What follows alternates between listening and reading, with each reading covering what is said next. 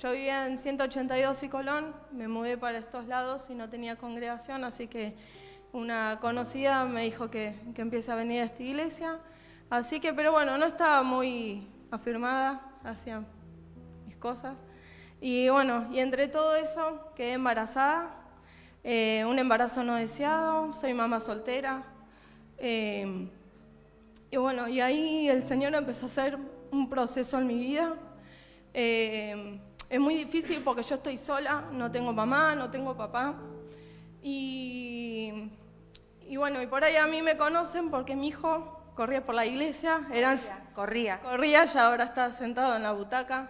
Pero eran 6, 7 mujeres, cada vez que venían yo creo que se agarraban la cabeza y decían, llegó terremoto. Más de una vez me he tenido que levantar y me he tenido que ir porque mi hijo era terrible. Y ante toda esa situación, o sea, no era que era terrible acá, sino terrible en todos lados. O sea, que nadie se quería quedar con él y yo soy el único sustento. O sea, si yo no trabajo, en mi casa no entra nada, no entra ingreso. Así que la verdad que fue un proceso re difícil.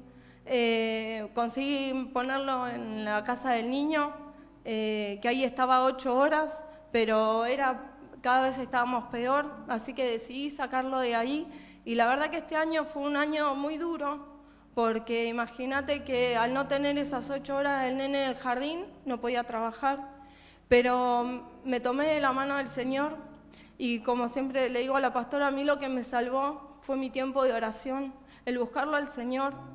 Y eso fue lo que me fue fortaleciendo, me sacó mis inseguridades, me empezó a dar fortaleza y bueno, tuve la bendición, después Dios arregla todo, tuve la bendición de que mi hijo pudiera entrar en la ONG Palestra, así que bueno, en el lapso de 2 meses mi hijo me entró en la ONG Palestra.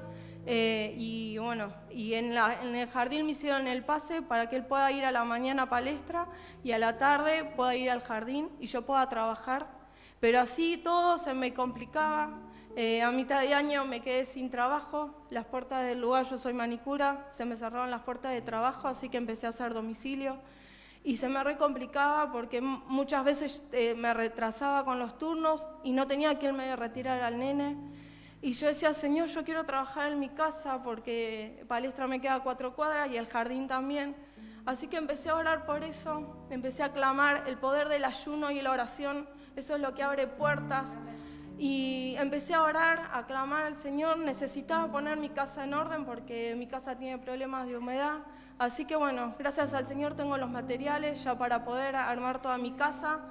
Y bueno, noviembre me quedé sin Palestra. Después de tanto luchar, me quedé sin Palestra porque entró en vacaciones, hasta febrero no tengo Palestra y no hay jardín, así que yo dije, Señor, ¿qué hago?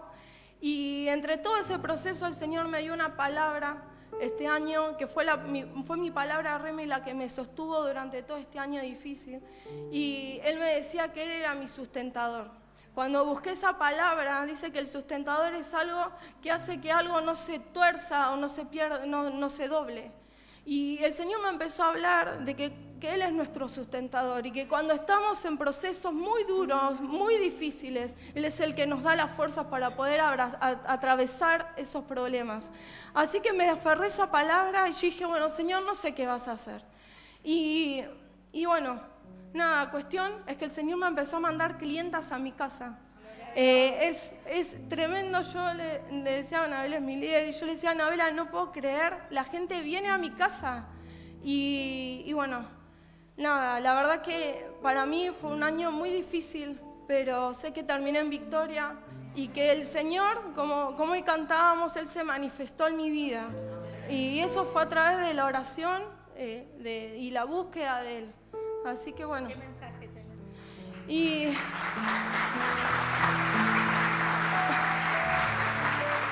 el mensaje que tengo para darles es a mí la oración me salvó, el buscarlo a Él, el conocerlo a Él me dio identidad de hija. Y cuando viene la identidad de hija, vienen todas las bendiciones atrás. Te hace permanecer en los procesos. Y segundo, es que si estás sola, Él va a ser tu sustentador. Amén. A veces que es difícil estar sola con los chicos, pero Él va a ser tu sustentador, Él es tu esposo, Él es el que te acompaña, Él es el que te guía, el que te da consuelo, el que te seca las lágrimas cuando uno piensa que no da más. Él es el que está ahí. Así que bueno, nada, eso.